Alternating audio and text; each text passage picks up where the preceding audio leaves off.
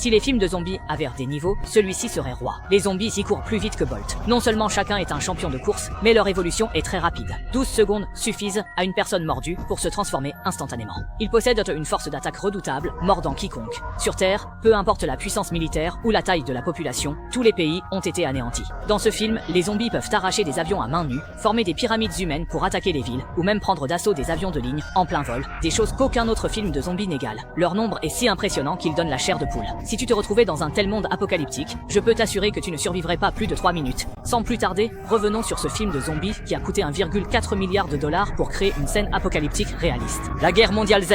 Dans un monde futur, alors que l'environnement terrestre se détériore, un virus inconnu se propage rapidement à travers le globe, infectant d'abord divers animaux, qui deviennent alors violents et sanguinaires. Bien qu'aucune preuve n'indique que ce virus puisse se transmettre d'homme à homme, une tension sourde règne dans le monde entier, donnant l'impression que la fin du monde approche. Le beau Jerry, ancien enquêteur des Nations Unies, a désormais démissionné pour se consacrer entièrement à sa vie de père au foyer. Comme d'habitude, il se lève tôt pour préparer des crêpes à ses 2 filles. Après le petit déjeuner, toute la famille se prépare à sortir se promener. Mais la route habituellement fluide est inexplicablement embouteillée depuis un long moment. En attendant le feu vert, la famille commence à jouer à des jeux de devinettes, s'amusant tellement qu'ils en oublient le temps. Soudain, plusieurs hélicoptères passent en rase-motte. Pourquoi y en a-t-il autant?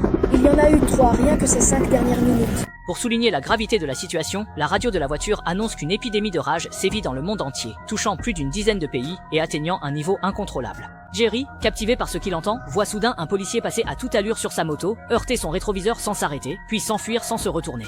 Jerry descend immédiatement de la voiture pour vérifier et plusieurs autres policiers passent à toute vitesse sur leur moto. Quand les policiers se comportent de façon anormale, c'est qu'il s'est forcément produit un accident catastrophique. Jerry le comprend aussitôt et ramasse la dépouille de son rétroviseur. Au moment où il s'apprête à remonter en voiture, un petit mais violent bruit d'explosion retentit non loin, comme il s'y attendait. La foule autour s'agite soudain et commence à fuir. À ce moment, un autre policier arrive derrière lui, hurlant à Jerry de retourner immédiatement dans la voiture et lui ordonnant de ne surtout pas en sortir. Mais avant qu'il ait fini de parler, il est violemment percuté et projeté en l'air par un camion poubelle. Cela a terrifié la famille de Jerry. Le camion poubelle incontrôlable fonçait sur la route encombrée, écrasant tout sur son passage, plus efficace qu'un tank dans Fast and Furious. Taxi, voiture privée ou bus, il les écrasait sans distinction. Personne ne savait ce qui s'était passé, mais l'instinct de Jerry lui disait que le chauffeur du camion n'était clairement pas normal, qu'il devait y avoir une urgence derrière tout ça et qu'il fallait quitter les lieux au plus vite. Il appuya résolument sur l'accélérateur et profita de la route dégagée par le camion poubelle pour s'échapper de cette rue. Mais à peine arrivé au carrefour, le camion poubelle s'est renversé.